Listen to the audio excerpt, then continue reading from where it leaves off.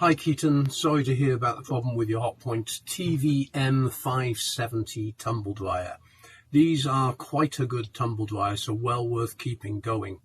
You say you've got scraping noise and now the belt has come off the machine. This might be because the back bearing has collapsed. Normally there is a problem over a period of time with either the pear-shaped bearing or the little square bearing. They're made out of phosphorus bronze and they can wear. This normally creates the scraping noise that you hear on the machine. Now, I'm not in the workshop at the moment. I'm actually coming back from the IFA trade show in Berlin. So I'm travelling in the camper at the moment, as you can see, and I'm at the northern end of Holland, next to the Western Frisian Islands.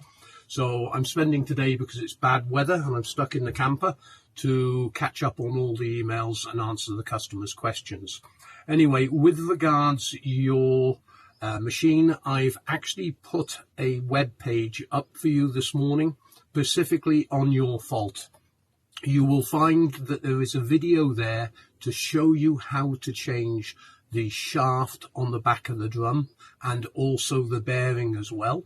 And I've also put another video on there as well to help you with regards to replacing the belt.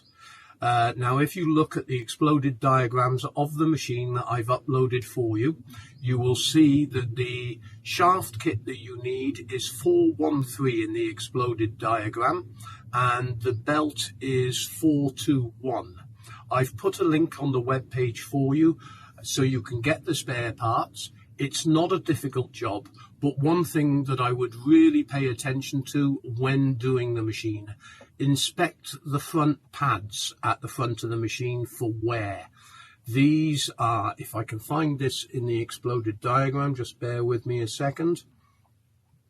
These are at the front of the machine and they are 213 in the diagram. Now, there are multiple pads and usually the ones at the bottom wear the worst.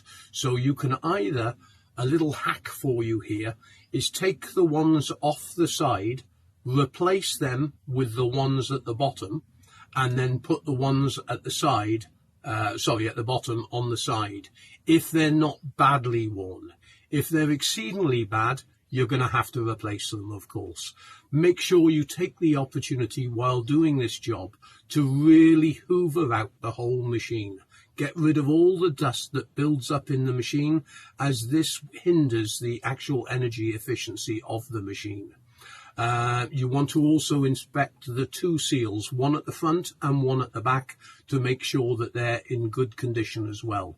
But on the page that I've created for you, I've put all the additional information that you need with regards maintaining this machine.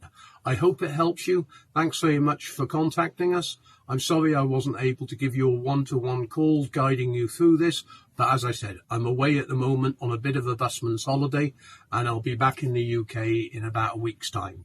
Take care. Bye from Holland.